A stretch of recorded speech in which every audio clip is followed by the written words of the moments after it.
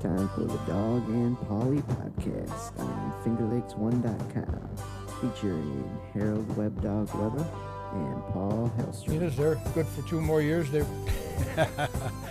Well, it is a Halloween, October 31st, and yes, I'm back for the final show, and this is a special edition of the Dog and Pauly Show here on FingerLakes1.com as we welcome you here in the Finger Lakes region as we are based in Seneca Falls, New York. Here on FingerLakes1.com, I'm the Dog H. Weber, and I'm joined by my friend Pauly Hellstrom, and sort of sad, sort of happy in a way as we wrap up our show for the finale today, and we'll go into the details of why that is our finale today, because I got another gig, and I don't have the ability or the time to put into the show. But first off, I'd like to welcome a guy that's hung in tough the last few weeks with the dog being at the Thruway, and that's my good friend Paul Hellstrom. Paul, it's good to be back for the finale, and thanks. You and Jim have done a marvelous job. And by the way, I've been a big fan because I've checked out all of your shows while I've been absent. So good morning. A lot of things to talk about as we wrap up the show. Certainly. It's been, 66 weeks. And wow. It's only seemed like 20 years. I don't know where the time was. Yeah, not much negativism the last couple of weeks, huh, Jim? Everything was kind of on the positive side. Well, I'm back today, baby. I'm back talking about Marone, talking about those mutts, talking about the Jills. I'm back ripping on everybody that's moving. I told Jim I was disappointed. I told him a story Monday on the show, Paul, that I do on Monday mornings, and that was the fact that I might also tell you the story. When I left the Thruway on Saturday night, I worked a noon to 8 shift, and after I was done working, I had to bank out, which is another 30 minutes to do all the paperwork and get all the money in the money bag so the state doesn't get screwed on their dollars. And I looked outside. It was dark, rainy, miserable Saturday night, and I thought, I don't want to go down 318, so I'm going to go to the right, leaving the Thruway in Geneva, and I'm going to go into Geneva, and I'm going to take 5 and 20 home. But I also wanted an adult beverage, and also I wanted something to eat. And I thought, Charlie and the Deluxe, I got to go right by there. So I stopped in and saw Allie and all the ladies and had a good time at the bar. And, oh, by the way, as I was driving down the road from the Thruway, I tuned on the Syracuse game to see what the score was between South Florida and the Orangemen. And it was halftime, and the Orangemen were getting crushed 23-3. And I'm thinking, and I had this big smile on my face, only went in the car, as you can appreciate, Paul. I'm thinking, I would have loved Monday's show. I could rip on Marone, fire the bum, no bowl game, another 2 years in a row. I'm going to make fun of the Orange. Jim's going to have a fit because I'm going to be raring to go. I get into the bar, sit down, I have a Sam Adams, and I'm looking up at the screen watching the Notre Dame-Oklahoma game, which, by the way, Notre Dame looked awesome. And all of a sudden, it's 23-3 South Florida at halftime. I look up at the screen. They give you scores, underneath. It's 23-10. I look up a few minutes later. It's 23-17. I look up a few minutes later. It's 24-23 Circus. I go, oh, wow. Here come the Orange. And, Paul, as you know, they pulled it out with no time remaining, or, a couple of ticks left on the pass from Nazareth to Lemon. And the Orange make a miraculous comeback. And as I'm leaving, I have my hot meatball sandwich and a couple of beers. I'm saying to myself, well, that destroys Monday's show. But Jim was smiling, and I was sort of not sad, but I had a lot of good things to say or going to rip on Marone. But, hey, big win for the Orangemen. They got 4 to go. We talked about it, Pauly. They need 2 more wins to make a bowl bid. They've got Cincinnati this week, away. They come home to play Louisville top 15 team. They'll be at the Dome rocking and rolling, no doubt. Then they go on the road for the final 2, Missouri, and then they wrap up with Temple. I give them wins against Temple, the last game, and I give them wins against Louisville. I think they're going to beat Louisville, believe it or not, at home. I just got this feeling about this game.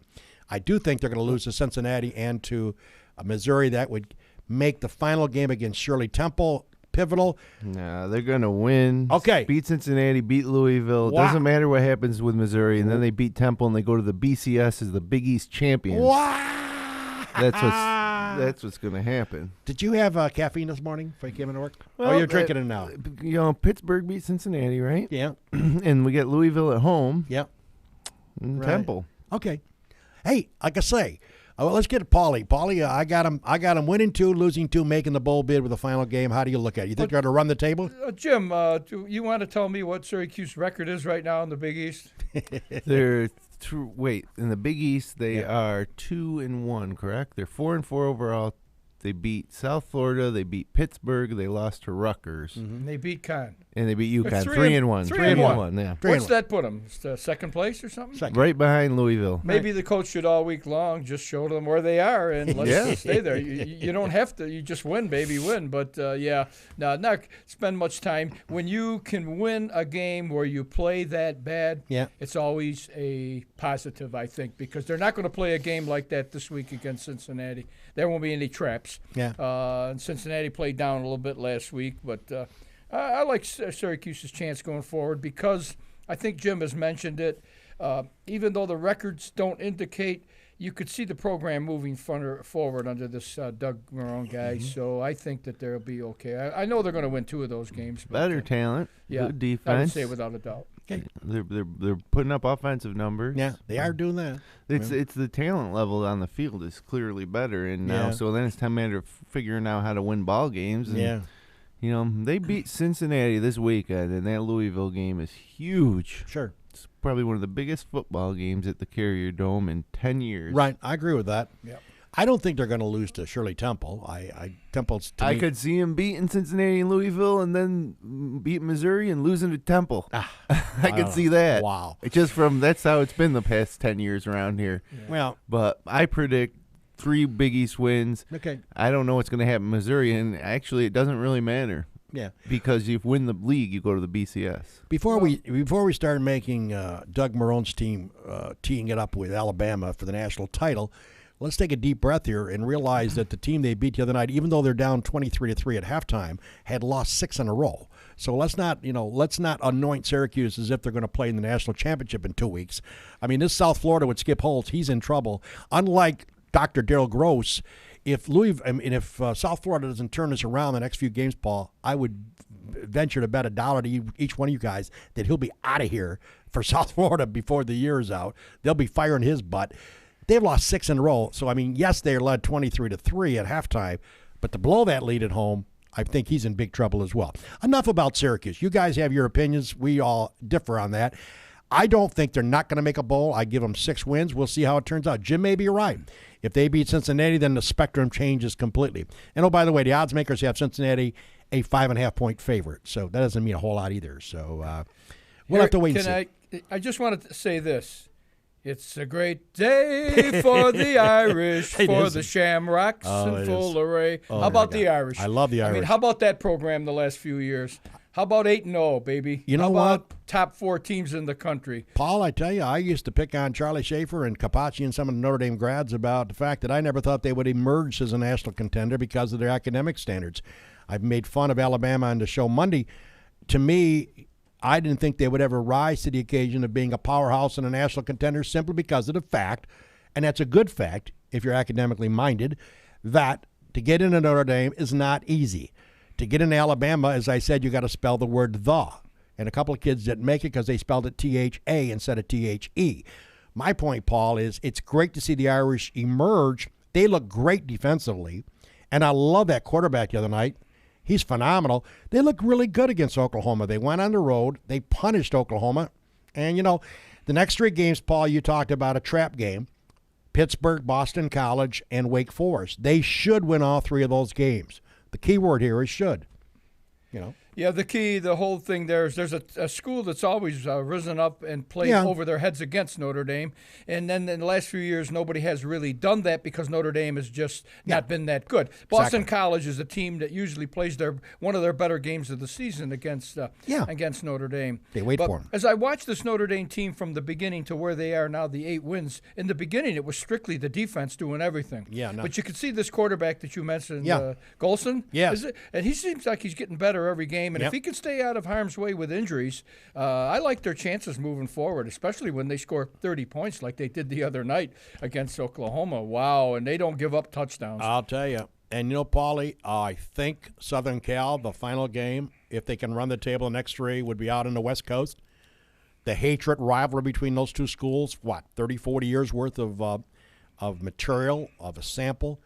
I mean, can you imagine a 11-0 Notre Dame team traveling out to Southern Cal for the finale? You don't think the Trojans of Southern Cal would be waiting with bated breath and licking their chops?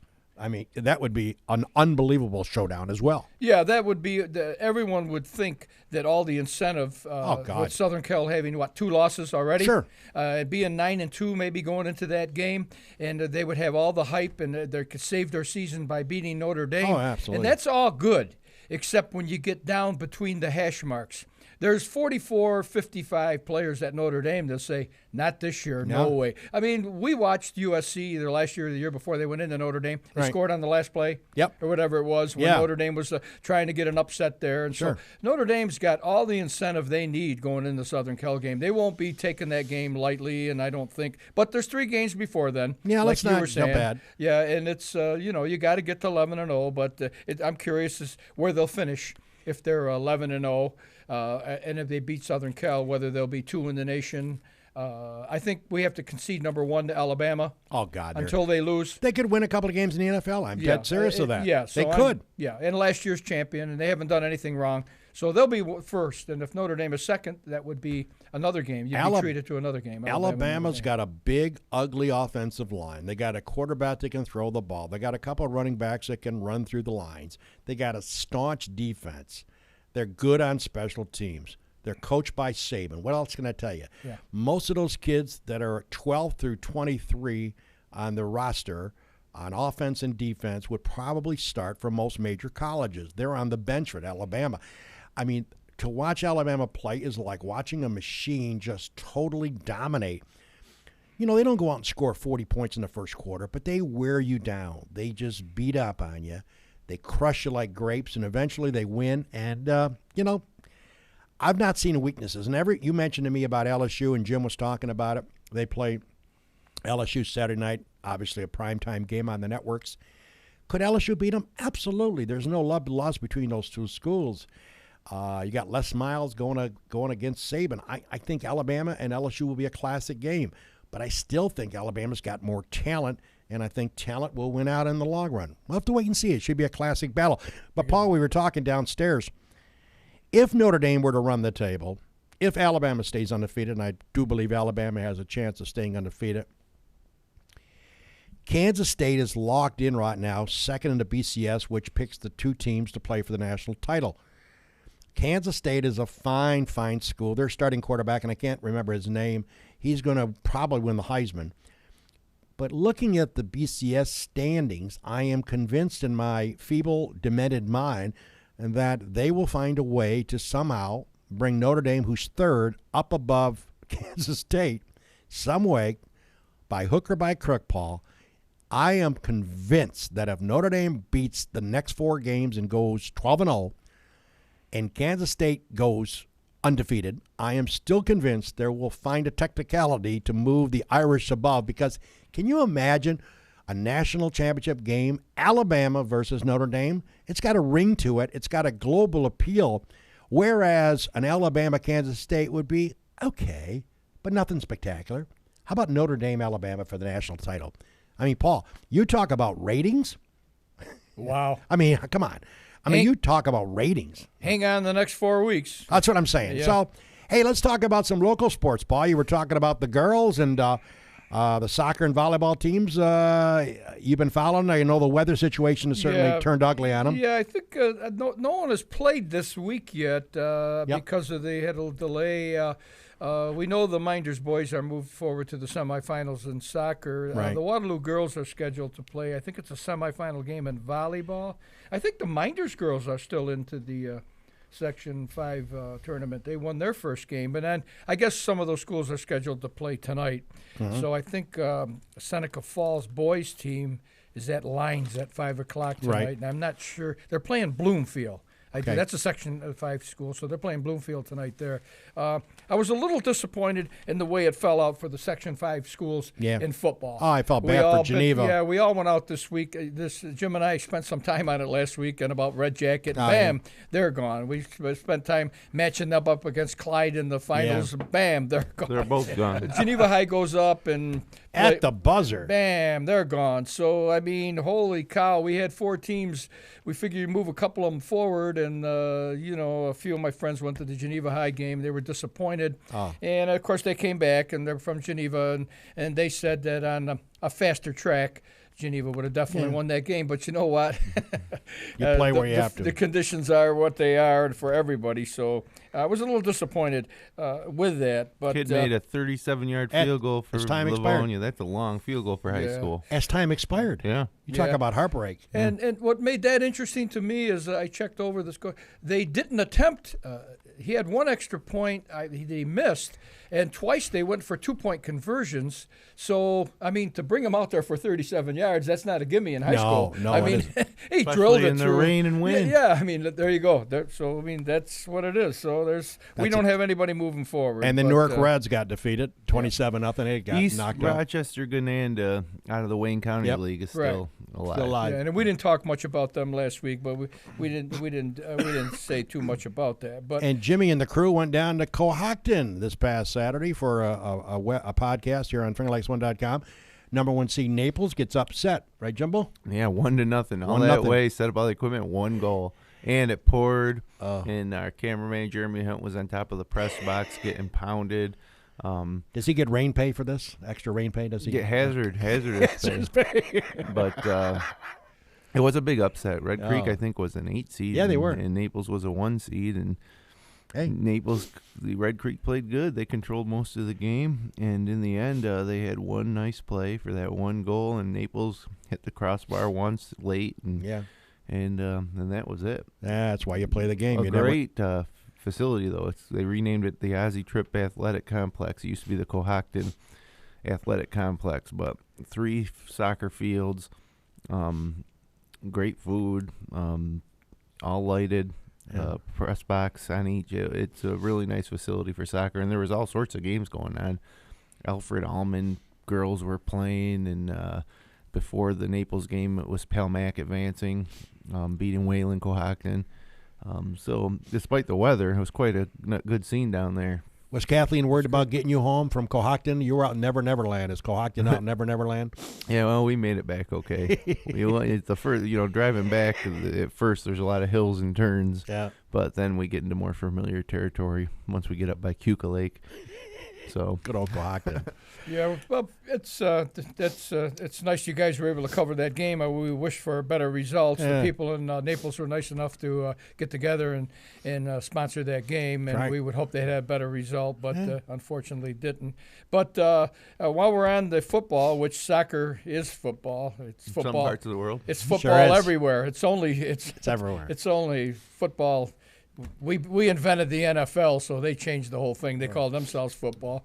And the foot touches the ball for 2 minutes a game. The other 58, it's just Greco-Roman wrestling or gladiators fighting. Anyway, just before we leave that, we got to mention that Harold's always said, just win, baby.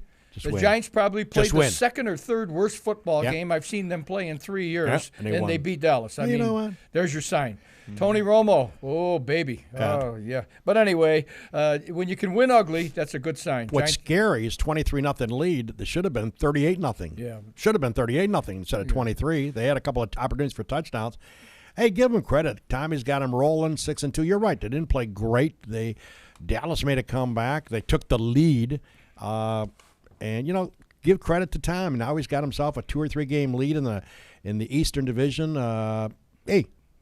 Tom's, I'm sure he wasn't thrilled with the way the game turned about, but as he said in the post-conference, he said, hey, these games always turn out to be crazy games. And, and by the way, the catch by Des Bryant, even though he was out of bounds, spectacular catch that kid makes in the end zone. Incredible. And as soon as he came down, I could see his hand touch the end line, and you knew it was going to be reversed. Yeah. I mean, Dallas once again underachieving. Jerry Jones once again his typical post-game speech. I'm disappointed.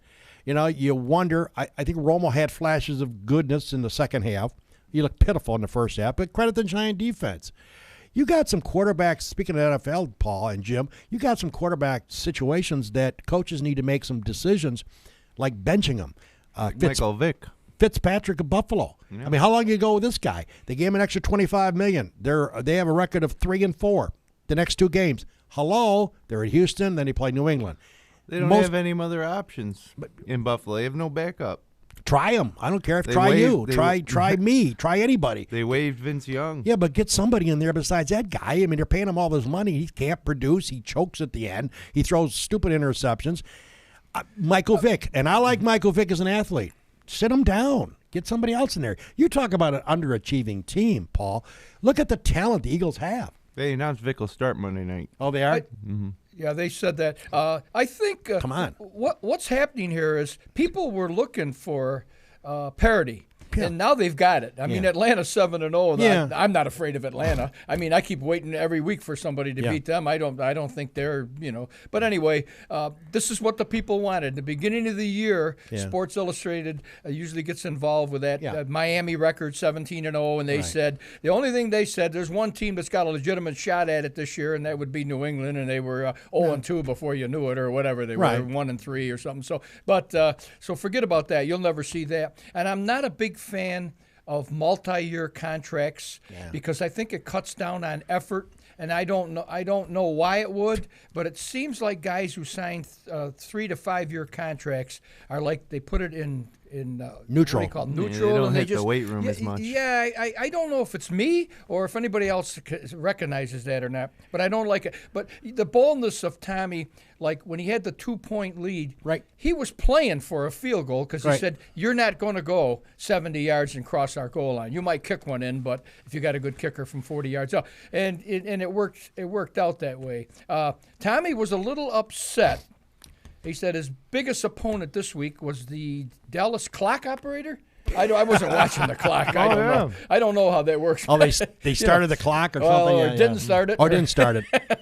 Hey, home field advantage. And another thing I want to get it off my chest as long as we're on the NFL football because I don't have any other weeks to say it is, why is it when a running back dives, puts the ball out, gets driven back to the 2-yard line, it never touched the ground, it's a touchdown? And why does a receiver get in the end zone, have to keep control all the way down, have to tap 2 feet inbounds, then hang on to the ball after he hits the ground, when one guy can run across, break the plane, his body's on the 5-yard line, the ball is this way, and it's a touchdown? Yeah, I know. See, that's not a touchdown. Yeah. A touchdown is touchdown. Got to change the name, right? Or is it me? What do you think, Jim? Give me something because you're the only normal one here, and then we'll go to something else. Yeah, it seems some of the times that I know I missed this show. Go ahead, Some of the times when the running back will roll over the top of the pile, that doesn't seem like a touchdown, but yeah, it's different. I mean, all the ball has to do is break that plane. I mean, they could change the rule and say that you have to get 1 foot over the goal line, but I don't know how that would work out. Yeah, but breaks the plane when the receiver catches it too. Why does college? Why does he have to remain control all the way down? Why does college force you to have 1 foot in and the NFL has 2? Doesn't make any sense to me. Why not make it 1? Make it easier for these guys. Yeah, it's probably for guys like us to have a show. Well, I like 2 feet in the NFL. But Stan, Paul, you're right. I kind of hammered the Bills a little bit because it's part of what I do. I mean, Mario Williams with his left wrist. Now he got some surgery or some work on his arthroscopic deal the other day. It was not authorized by the team. Oh, yeah. He just went ahead and did that. Yeah. But what I want to know is Ralph Wilson, the owner, is 100 years old. I believe he's 100 or 101. He's got Alzheimer's. I can relate to that because both my parents had the same disease. And I'm sure a lot of people checking us out today have relatives or parents the same way. Now, Ralph Wilson, who's a grand old man, one of the greatest guys that started football in Western New York a zillion years ago. I understand all that. Now, the Bills draw 75 or 80,000 most every week. The question is, when you have the owner, Mr. Wilson, who's not able to understand what's going on with his franchise, is there not kids that he's got, daughters and sons, I believe, who's watching the piggy bank? They let go $237 million. They spent $100 million on Mario Stupor Williams. He's had 1.5 sacks. They're paying him $100 million. That's an example like Paul was saying. Guy signs a big contract. My point is, though, Jimmy, is who's watching the piggy bank? You got Dumb and Dumber, Chan Gailey, the coach, and the dumb Buddy Nix, the general manager. Those guys are employees of the Buffalo Bills. Paul, if you're Ralph Wilson, don't you have a son or daughter looking at the books and deciding, why are we spending this kind of money? We're going to spend this kind of money, and our team is inept, looking at 13 straight years without a playoff bid. Right now, they're on track to do it again, 13 straight. My point is, where are the kids who are making decisions for the trust of Mr. Wilson? Obviously, you can't convince me that there isn't somebody in that family tree that says, whoa, if we're a lousy football team, let's cut back our payroll. You give that clown Fitzpatrick another $25 million for what? Where is he worth $25 million more? Could somebody tell me in 500 words or less where Ryan Fitzpatrick is worth 25 and Mario Super Williams, he was going to be the difference defensively? 1.5 sacks? I mean, come on. Am I the only one that looks at this from a perspective of common sense? I mean, the Bills throw money around like they're drunken sailors. It blows your mind. Well, I'll say, where's the return? In the NFL today, the way the rules are, that to go 13 years without making the playoffs is pretty bad. Pretty bad. You need to be able to, with free agency and the way the draft is structured, and the salaries, the salary cap, and all that. You got to be doing something wrong. Jimmy, you can 8-8 get you in some most of the time. 9-7 definitely gets you in. 8-8. Well, the other thing that's working against the Bills, too, is if you have a terrible season, your schedule next year is easier than the team that won the Super Bowl. Right. So, with all that going for them, it's hard to believe that 13 years they haven't made the playoffs. And I'm amazed anybody goes to the games. I really am. And I have friends of mine that are Bills fans. They wear the Bills uniform, the Bills hat, the Bills shirt, all that. I always pick on people when I see them at Tops or Wegmans. You're a Bills fan? Yeah, it's painful. Why are you? It's painful every Sunday. They must like pain. Hey, Pauly, before we get back, we want to not forget, since it's our finale, we got to talk about the great sponsors. Start off with your great deluxe restaurant, who has been superb and joined us when we started the show, and I sent a nice letter out to Charlie and Linda thanking them for their sponsorship. I don't need to tell you about your business up there, Pauly, because you certainly do a lot of prep work along with your buddies up there. But tell us about the Deluxe. I was there the other night. It looks like it's got the TVs working. Everybody's having a popcorn. It's just a great place to stop and have a nice little bite to eat. Yeah, something's been established at the Deluxe over the last 3 or 4 years. Even when people aren't necessarily hungry, they stop down a little later at the night to visit with Charlie and have some popcorn and watch the multiple TVs and watch the games going and just chat and maybe get involved in a football board of some kind and do things like that. And it's football season and the colder weather's upon us and the kids are back in school and people are reacting to the specials. We have a lot of specials on the menu, the roast porks and the roast turkeys and the chicken biscuits and the half portions are available. And we have pizzas for the kids or for the adults as far as that goes. And we have hamburger sandwiches. Then we got a complete menu and half portions available on 60 to 70% of the menu. And we've more or less established ourselves through Charlie's fine effort as becoming a family restaurant. It's run by a great family, Charlie and Louise Lee and Charlie's wife Linda and his boys and everything. And the feeling there is people enjoy coming in and seeing those people there. Linda helps out once in a while. Louise works there. And his sons are working there I saw, once in a while. That's good. So it works good. And it's a good feeling to go somewhere and know that you're circulating the money local, and you see the people. That's right. You go to a chain once in a while, you're lost in transition. You don't know if anybody appreciates you coming in there other than the waitress you're going to tip. But, Charlie just said he really appreciated that being on the show, and it fit into his concept. Yep. And Charlie's in a good mood. Lately, with the Giants being 6-2 at this juncture, I'm really a little surprised. They're winning, and they're not. I think their best is yet to come for them. So hopefully, we're looking for a repeat this year. It's pretty tough to do in the NFL to repeat Super Bowls. But Tommy is a good coach, and the players now are in total confidence of him. They're listening to him, paying attention to his coordinators. You got a good offensive coordinator, a fairly good defense. Giants give up a lot of points, but they play situational D. make the big stop when they have to. And so we're enjoying all of that on the television because they're on just about every week. Well, I had myself a meatball sandwich, and it was fantastic the other night at the bar. A couple of Sam Adams. It was priceless. And I was looking for Charlie, and he was having a night off. So is that Rod you said his name was? The bartender? Rod Bailey, yep. Rod, and he was doing a good job. So, hey, by the way, we want to thank the Deluxe for sponsoring the show, as they will obviously depart after today's show. We have a few sponsors that sponsor the show. They're going to carry over their ad to the show that I do on Mondays called Weber on Sports, which I appreciate. Dick Marshall's one of those gentlemen. I talked to Dick yesterday. Marshall's Auto Sales, and he keeps moving those cars. I saw him the other day. I think he was selling somebody a car because he was showing him the trunk area, and he had a lady really enthralled. So I hope that was a sale for Dick. But Dick and his buddy over there, Tommy Thompson, you need a used car, a nice car for your daughter or son that are going to school, or your mom or your dad. Dick Marshall will make certain that the price meets your budget. And the beauty of Dick Marshall, as I continue to tell you, is that if you buy it from Dick, he's going to take care of it. He's not going anywhere. And with all due respect to car dealerships, a lot of them forget you when you leave the lot, baby. When you leave the lot, they got your money. See ya. That isn't Dick Marshall. He's been around for 40 years. He's not going to Toledo. He might go to Toledo on vacation sometime if he ever takes one. But the point is, you want to go to someone who will support the car after you leave the lot. That's important to me, and I'm sure it's important to Paul. Don't forget my name when you take the money that you give. So Dick Marshall's not that kind of a guy. He'll support you. He'll make it right. Tommy Thompson's been doing mechanical work on cars for, I'm going to guess, over 30 years. I go to him now, and he's a good guy. As a matter of fact, I got to make an appointment to go see him about an issue I have on my white Chevy Cobalt. So thanks to Dick Marshall.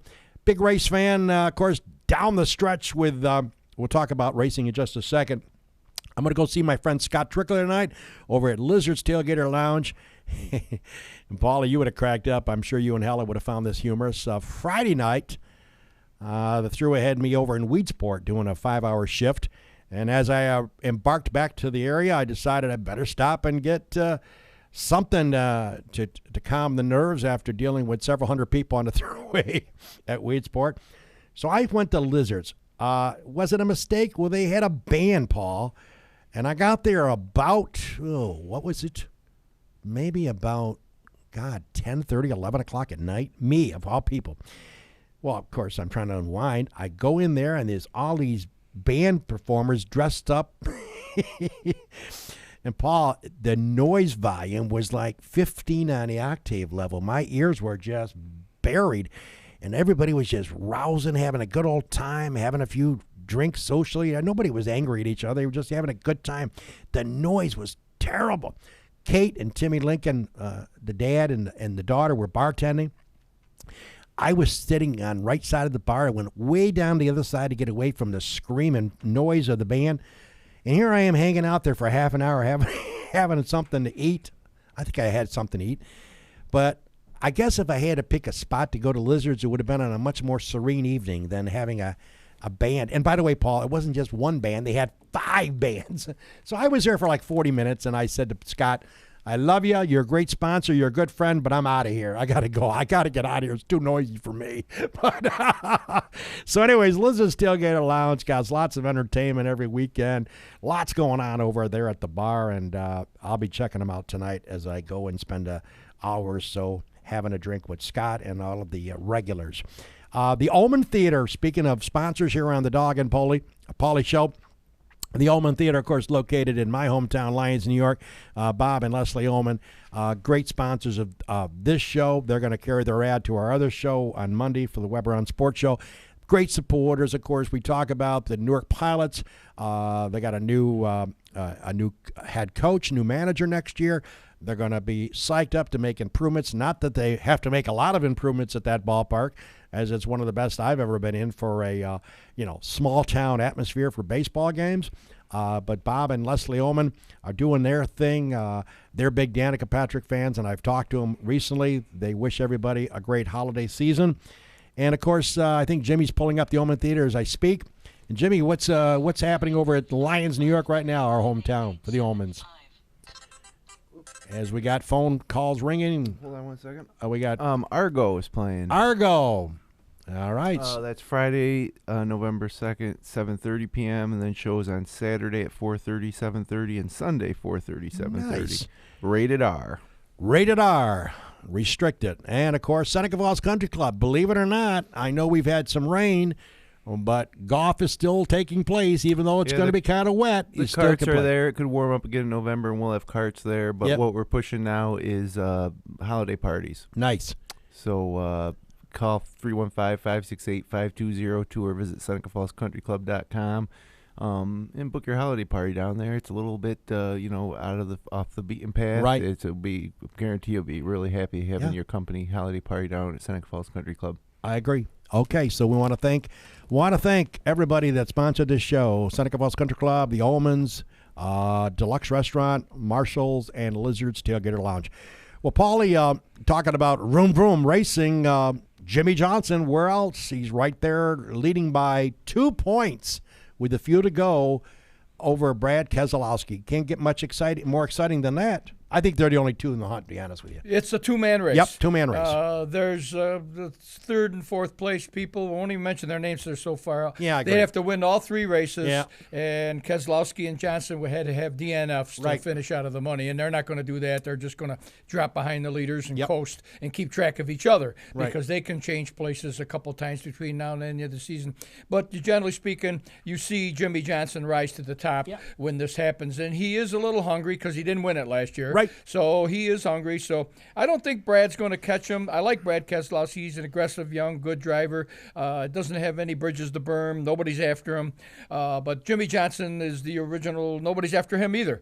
The biggest thing I watched is I watched that race, and I tried to watch them go around circles a few more times than I did. This time you had to watch them go around over 500 times. But anyway, boy, it works out for guys like you and me, but I don't know how anybody would do that. And every time into the pits, Johnson would go in fourth. He'd get out first or second. Great crew. He's 12 point something, and everybody's 14 points something. You're racing out there for 50, 60 miles. You finally overtake a guy. You go into the pits. So whatever mojo they got working on that team, that's Hendricks. They got 4 sets of drivers. Nobody gets the times he does as they get out of there. And then while we're on racing, Dickie likes the racing. And you had mentioned that Bob and Leslie are big fans of Danica. Yeah. In spite of Harold's one-man campaign against Danica. She should be at Walmart, I'm telling you. She will be racing a full schedule of sprint car next year. And her crew chief is Ryan Newman's crew chief. Good. So she will have a car, she will have a legitimate crew chief, and she will be out there next year. And she'll be making your sandwich at Subway's when she finishes 23rd every week. Yeah. She could wait on me. I mean, I wouldn't mind her making a sandwich for me anywhere. But anyway, so Bob and Leslie, hang in there. We'll have more reports next year for you on that. And Dickie, thanks a lot for your support. Yeah. And I appreciate it. And Scott at the Lizards Lounge. And everybody and Charlie and the people at the country club were incredible. They were in 2 or 3 times. Yep. And they've become, like we claim at the Deluxe to be the hometown restaurant. They've become more than a golf course and a country club. Sure. They are now the complete package. And so it was great to have people like this. And thanks to Jim Senacropi for moving us forward. And I mean, actually 65 or 6 shows. Yeah. It went by fast. It's amazing. Over a year and a quarter we've been here. Yeah. You know, the thing about Jimmy is, and by the way, let's give credit where credit is due. The only reason his show ever got off the ground in the first place was Charlie Lee. I don't know if you know that as we get ready to wrap this baby up, but I was in the Deluxe. Paul wasn't there. Charlie was. I was having a drink. Seems like all I do is drink. But I was having a drink at the bar, and Charlie, I don't know, just off the cuff said, "You should do a talk show with Paul. It would be great. You guys have been friends for 40 years." He said, "Paul knows a lot, and if he doesn't, he'll make it up like you do." Something he's needling to me, of course. And I thought, and I had heard the comment, and I went a couple weeks without taking any action. But one day I was having breakfast at Penny's up near where Paul and Helen live, and it dawned on me, you know what, this concept might work. So I called Paul. We talked, because him and me go back a long time together. And I said, it's Wednesdays. Does that work your schedule? He says, yep, I could work Wednesday morning. Would you like to come into the show? And he was never apprehensive about it. So we came in. And only reason this show ever got off in the first place to be part of FingerLakes1.com offerings was Charlie Lee. And I think the fact that me and Paul are close friends and our families are close, we've had a chance to banter. And yes, Paul has followed the script perfectly. Anybody who's watched this show realizes that Paul's responsibility was when I say something, he takes issue with it. And Paul, I got to be honest with you, you've done a great job doing that over the last 66 weeks. Well, I agree to disagree. The thing of it is, in the past, with the shows you've had, you've gone out there and agitated a lot of people with your opinions, and they had no recourse to get at you.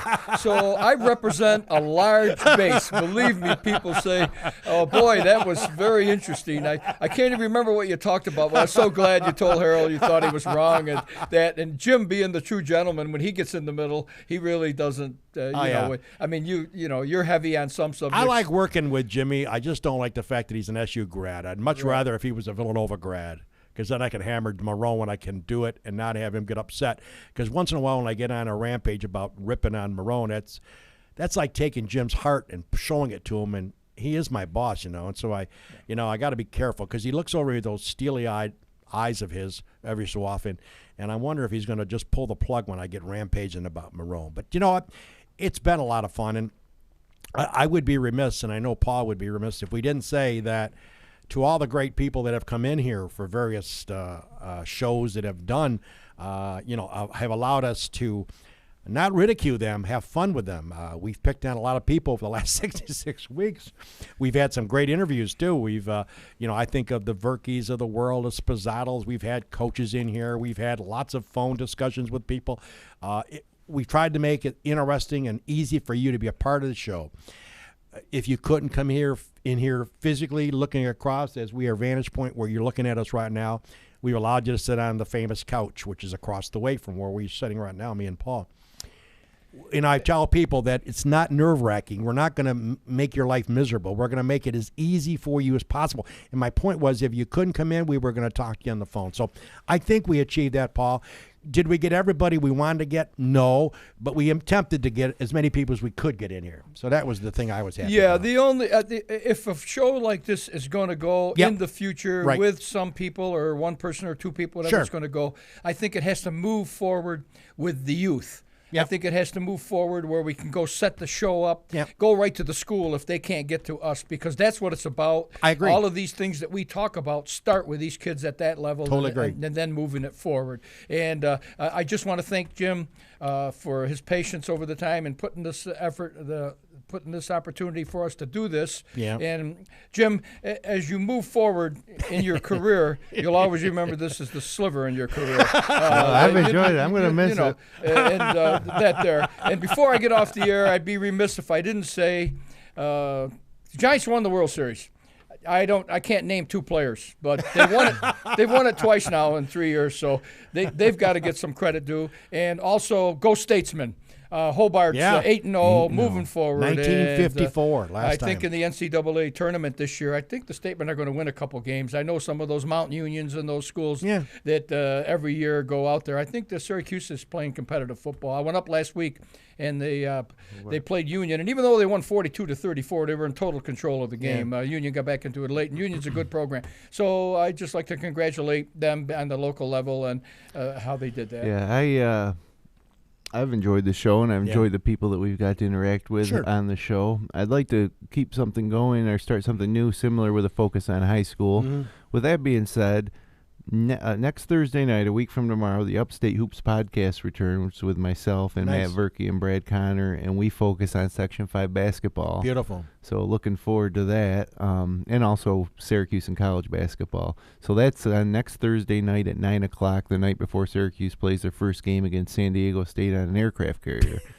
And then we also have a slate of 10 Section 5 basketball games we're going to live webcast. Right. The first one being Palmac at Minders on December 4th, and then they run right through February.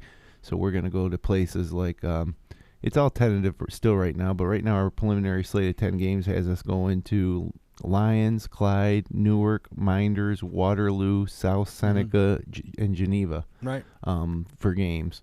So and we should point out Brendan Harrington and David Barnick and Jeremy Hunt and Matt Verkey and Kevin Korzenewski's going to do color commentary, and then you're going to be available. I'll be a wild card because of my job at the Thruway. You never know when I'm going to get called out. That's the beauty of working there, or not the beauty. It's the fact that you work there. You get called when they call you, and unfortunately, because they call you any time, that's why I wasn't here the last few weeks. But I'm going to miss not doing the play-by-play of a lot of basketball games, but I'm sure I'll get a call once in a while when there's somebody not able to.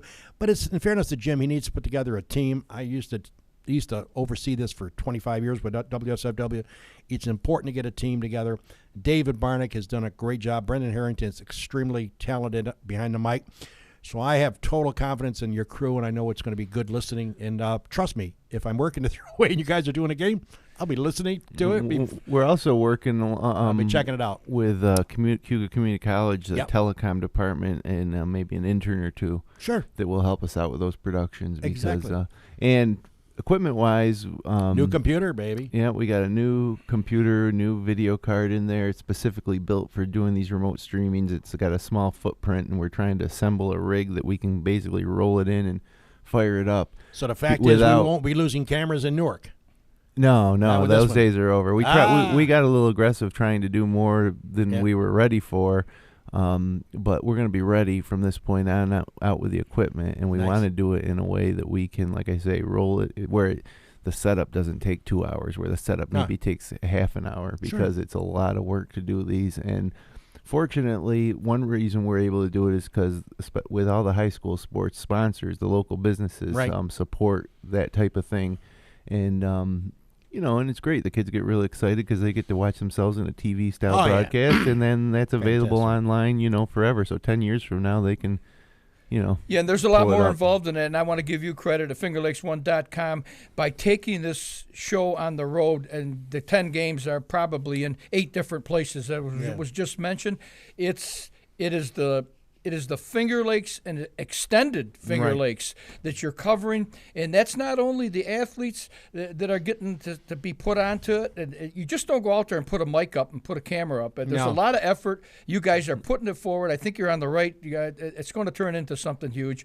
And it's grandparents of people that are going to be using this that maybe can't get to the games in the winter times, and parents, and it's people. I've had people come up to me and say, yeah, I'm from Lions. I like that Lions Clyde stuff that you guys do. It's really good and stuff. So, I mean, it's just, you can't be everywhere and you can't be all things, but I think you've taken it to a point where from here on in, I think you're going to reap the rewards of your efforts. And I know it's hard to do this, but I give you a lot of credit for it, and you got good crews of people. And I wish you good luck going forward. Should be fun. And by the way, the Binders Academy Hall of Fame induction ceremonies at the college that myself and Jim talked about doing, we got Rod Verkey to buy in along with Ted Novak. I'm still getting comments from people that watch that. Yeah, that's still getting views 4 weeks after the event. We went down to the college. Jim set up his equipment. I did some interviews out in the hallway, but then Jim took it live, and we took it to the podium. The people that have commented me about from outside the area, they had relatives checking us out from Arizona, New Mexico, Las Vegas, California. It's mind-boggling the reception we got for doing that, and it's certainly mine and Jim's intention to continue to do that year in and year out. Since we're both Minders grads, it fitted very well for our schedules, and sad we couldn't have been at the Waterloo one the same night, but as it is, the Minders folks are still enthralled and excited about us doing it. So we're going to do all sorts of stuff, and that's why this new equipment that I'm talking about is going to make it easier for us to do it, because, when you say we want to cover an event and you think to yourself, well, geez, I got to get there 3 hours before the start of the event, it becomes harder with our schedules, personal and work schedules. But if we're in a situation, like I say, where we can just roll in about an hour before the event, plug everything in and fire it up, roll out, it makes it a lot easier. Yeah, and by the way, we didn't cover this, and before we sign off for the final time on this show, and by the way, Weber on Sports, a show that I do on Monday mornings at 9:30, assuming I'm not working at that hour, we'll continue here on FingerLakes1.com, so I'm not going to get totally omitted from the station yet. But the point is, I want to say something about the storm. We were talking about it downstairs, hurricane or Frankenstorm that was coined by the media. I think you can knock on wood and say that we in the Finger Lakes maybe take for granted where we live. I never have, and I don't think Jim and Paul have ever thought of that. But personally, I'm not saying we won't have devastation down the road. You never know what's going to happen day in and day out around here. But the fact that we brushed aside and got really lucky with the storm in our area, they got a little bit of wind, a little bit of rain, but nothing like those poor folks on the eastern seaboard, into the folks in Connecticut and Massachusetts, New Jersey. Oh, my God, total decimation. New York City, total decimation. I mean, the thought of seeing the video every second of every day on every channel, it just brings tears to your eyes, Paul and Jim. The fact that we should be saying an extra prayer, and I'm not a big church-going person, I'll admit that here on the air, but I'm saying prayers for those fine folks and all of the decimation and the total destruction that storm took, and it's still showing effects across the country. So my point is, you know, if you can send an extra $5 to the American Red Cross or $20 or something, or get some canned goods to somebody, Paul and Jim, I think it's our duty to do that, because we really are very fortunate. A lot of people got their lives shattered, truly shattered. Yeah, and the effects will last for a long time. periods of time, and also help who you can and count your blessings. And before we go off, I'd like to say congratulations to my wife. A month from tomorrow is our 50th anniversary. Wow. All right. And I want to thank her for making this marriage work for 50 years. God bless her, and let me do the show. 50 years. 50 years. So I want to give her all the credit. I don't take much of the credit. Wow. But I really appreciate it. I got 9 in, Paul. Give me some advice. How can I get to 50 from where I am now at 9? Because after 9, sometimes my wife and I look at each other and we're like, oh man, you know, you get to know each other so well. Do you have a man cave? Do you have a man cave? Oh, where yeah. You go? Okay. Yeah, Keep the man cave. Okay. Bring home dinner to the wife. Don't let her cook a lot of nights. I'm the only one that cooks. All right, then Kathleen. She makes pancakes. Yeah, but you have a busy schedule with Finger Lakes One, so there's a lot of nights you're not home. So you got to make sure that somebody brings over dinner to her, because she works hard, and Keep in touch. Keep in touch. Have your thing that you do. She has her thing that she does. Have something that you do together, and that'll make it work. The common denominator for most marriages are the children, and when the children grow up, the two people look at each other and say, "Who are you?" It was the kids that kept us going. You know, the little league games, the cheerleading, then the dances, then the piano recitals. But you got to talk, and you got to become friends. You're already husband and wife, and you're in it for the duration. But if you can become best friends, it'll work. And Helen and I have done that over the years, and I really appreciate that. Well, anybody who knows Mary Weber knows that she's on a fast track to heaven. I can tell you that for sure. Putting up with a dog I've known the girl for 49 years, and we're approaching our 47th anniversary, May 7th of next year. So, Paul, we'll be shooting you down at 50, maybe if we're still here, knock on wood. And I'm glad. And I want to say one thing to Mary. Mary, no matter what you've done in your life, there will be no purgatory or limbo for you. God will look down, see you when it's your time, and he'll, Mary, get the head of the line. You're going this right here, Mary. We got a place for you right up in the big house here. Well, beautiful. I did take $1 from her. She took the Tigers. I did take $1 off my wife in the World Series. We always have a $1 bet to pull for. She picked the Tigers. I picked the Giants. And she paid off at the end of the last game, so it was kind of nice. Well, folks, we can go on forever. Thank you for the great sponsors. Thank you for the great guests. Thank you, Paul, for being a part of this and agreeing to come on when I offered you the opportunity some 67 weeks ago. A year and a half ago. And, pleasure was all mine. And thanks to Jimmy for allowing us to do this. And again, Paul, I don't want, like I say, I Yep. want to see if we can continue something here. You know, we've thrown names around with Spazzato, or Rod Verke potentially hosting. I think we just got to stay on those guys, especially Spazzato. I think Spazzato was born to host a show of this nature, don't you? Because once he gets in front of that mic, he can talk on any topic. Anything. And he's also got such an in with the high schools. So stay tuned on that. I don't think that this will be the last that we see Paul. I hope not. And because I was hoping Paul would pick it up and continue with somebody else, but that's fine. You know, it's up to Paul to go down the road and make the decisions. And I think a show of this nature, and I like Paul's comment with the equipment, Jimmy, that you're putting together, taking it to the school level, taking it outside of a classroom, doing it at lunchtime up there. You know, I mean, you can't interrupt class to have our show, but what's wrong with doing a 15-minute interview? Get a couple of athletes sit down. They come down on their study hall, and they spend 15 minutes with us. Exactly. All right, folks, we've enjoyed it. Thank you very much for viewing us the last 66 weeks. Thank you to all the great sponsors for being a part of the Dog and Pauly Show. I know that personally, I've got some things going on that I haven't had previously. I'm going to miss the Dog and Pauly. I'm going to miss my friend Paul, but I'll be seeing him down the road. And, of course, I see Jimmy a lot of times during the course of the week. And, of course, join us for Weber on Sports each Monday morning. Airtime hopefully 9:30. If not, it'll be on some other time. Just check us out here on fingerlakes1.com. Again, this is the Dog along with Pauly Show. Signing off for the last time, folks. Have a great one. Enjoy your holidays.